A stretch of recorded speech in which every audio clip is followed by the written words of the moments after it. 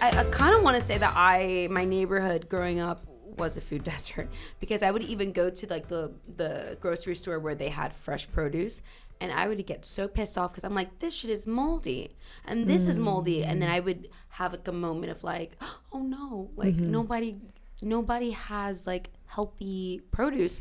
And like, I don't know, the Latinos where they're like, oh, it's okay, you just cut this part off and it's good, and I'm like, no. Yuck. No, it's moldy in one spot. The whole thing is done. Yeah, these food deserts are a real problem, but I think also when we look at some of the excuses that non-vegans have, they'll say, well, there's people that live in food deserts that don't have access to healthy food, and therefore I can't go vegan. And I'm like, well, that has nothing to do with you. I said, honey, you're living on Park Avenue. You got a Rolex watch. Why are you using other people's situations as an excuse to continue hurting animals? Exactly. I mean, unless you're going through it, shut the front door. But what we are going to talk about today in this episode is there are ways to be vegan that are budget friendly, to eat a vegan diet that's budget friendly. And so hopefully after listening to this will help people that might be in a situation where they don't have the money to splurge on fancy vegan restaurants. And I just watched They're Trying to Kill Us, which is an amazing documentary that everybody should check out. And it does go into the statistics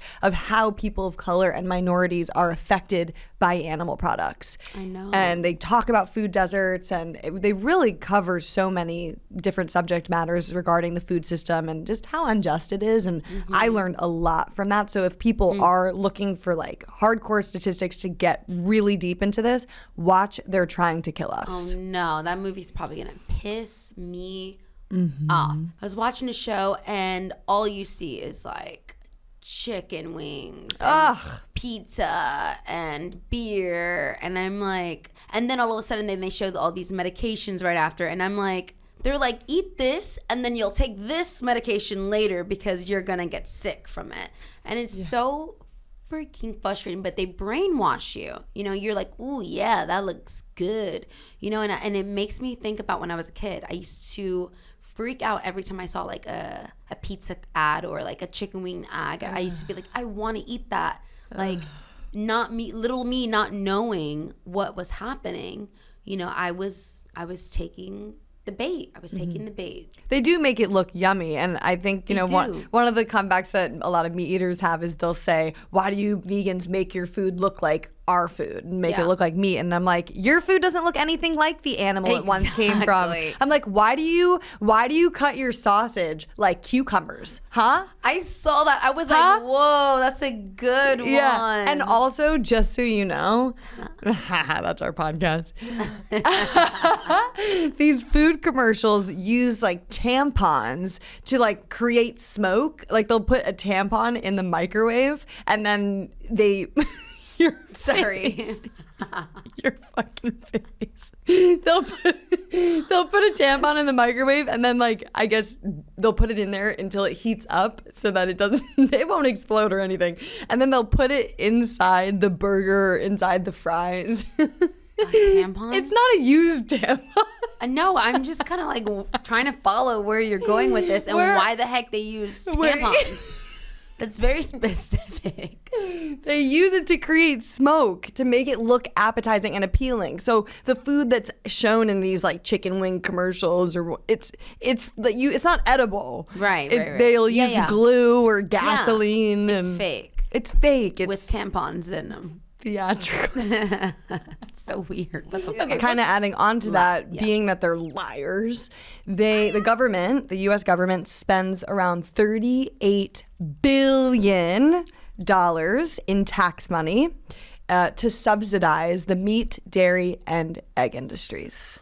Listen, I just finished my taxes, and every time you bring up the fact that our taxes go to things like that, I get so angry. I just want to be like, throw the mic and be like, we're going, I don't know where, but where we're supposed to go to talk about what the fuck they're doing with their tax dollars. How is that fair? It's not fair. We should be able to vote on what we want our tax dollars to go to. So this is exactly why you see a burger on the dollar menu and a salad that's, $10. I know. It's so fucked up.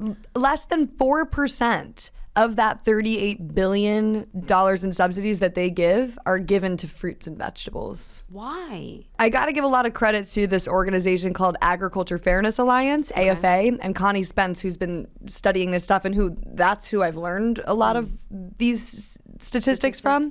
Yeah, she goes into Capitol Hill and into Congress, and she speaks with lobbyists to reallocate where some of this money is going so that, you know what, like, at the very least, let's just reallocate the money so that healthy food is accessible and affordable for all. Let people make an actual choice and not be forced in one direction or the other. Yeah. Meat and dairy, it's extremely artificially low. Those prices, if you were to actually get a burger and pay the real cost of it, it would probably be upwards of at least $40. That's crazy. At least. I feel like people don't know that. I definitely didn't know that. I mean, I usually question things that are super cheap. I'm like, why is that super cheap? I don't want to eat that. I'm like, oh, that sounds like you found it on... Oh. Sounds like there's a tampon in there.